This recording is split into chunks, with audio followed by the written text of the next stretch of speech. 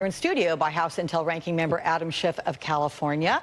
You were sitting here the whole time from the top of the show, so I want your reaction to what you heard there from Senator Johnson. Well, my reaction is this. For Senator Johnson or any of these GOP senators to say they treated Dr. Ford with respect, that's not what I saw when the president was mocking her at a political rally. That's not what I saw when Republican senators, except for a very small few, said nothing in the face of these attacks on a sexual assault victim.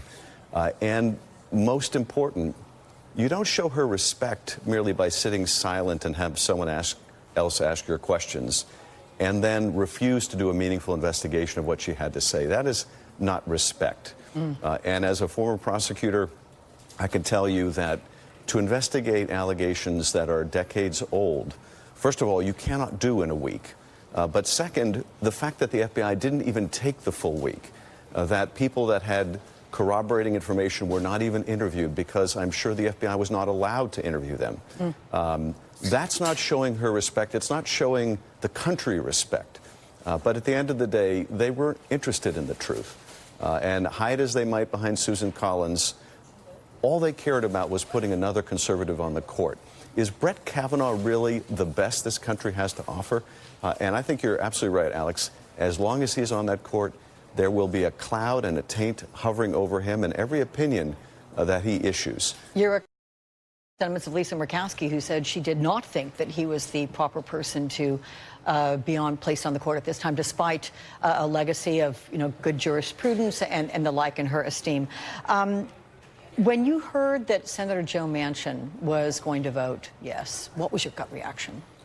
It wasn't surprising. I think had all of the other votes lined up, I don't think he would have been the deciding vote to confirm him. But when it was essentially a fait accompli, I think that pretty much was the final decision point for him. So not a big surprise. But, I would like to say this, because I have to think that Dr. Ford, after going through this second trauma, must be wondering, why did she do this? Why did she come forward? She already suspected her testimony wouldn't make a difference, but I think it's very important for her to know that it did make a difference. It made a difference to millions of people. It may not have made a difference to those Republican senators who weren't looking for the truth, but it meant a lot to certainly not just victims of sexual assault, but it meant a lot to millions of others to see the kind of courage that she displayed. And the other thing I will say to people who are very despondent at yet another tragic day in our history, we have the power to do something about it. We have the power to take the gavels away from these people. We have the power to take the jobs away from these people. And we have that power in 4 weeks. So don't get mad. Get to the polls. We can do something about this. Do you at all worry, though, about the enthusiasm for that? Because when people get upset, they can feel despondent. I know many who've said to me since yesterday, I feel weakened. I'm just kind of giving up. I can't believe this happened. Women, all of them, have been of that tone. So do you worry about the enthusiasm sustaining Democrats to do what you say and get to the polls a month from now? Well, look, this punch in the gut. There's no question about it. And I think for many of us, second only to the punch in the gut we got when Donald Trump was elected, and we saw that puny inauguration, it knocked the wind out of us. But what gave us our wind back was seeing the day after that inauguration, these millions of people taking the streets for the Women's March, that determination that we were not going to accept this as the new direction of our country.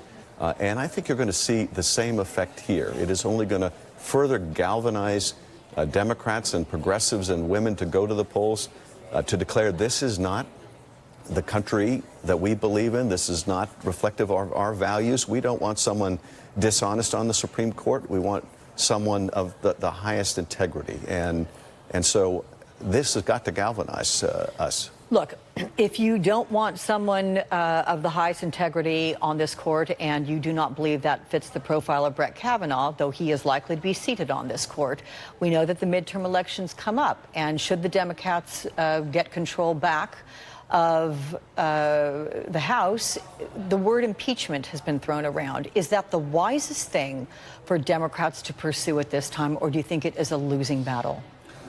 Well, I think the most important thing for Democrats is to be putting forward a positive agenda for the country, to show the country, and particularly the half of the country that wakes up on any given day and is just one unexpected car problem or health problem away from complete failure, that we have an agenda that will meet their needs.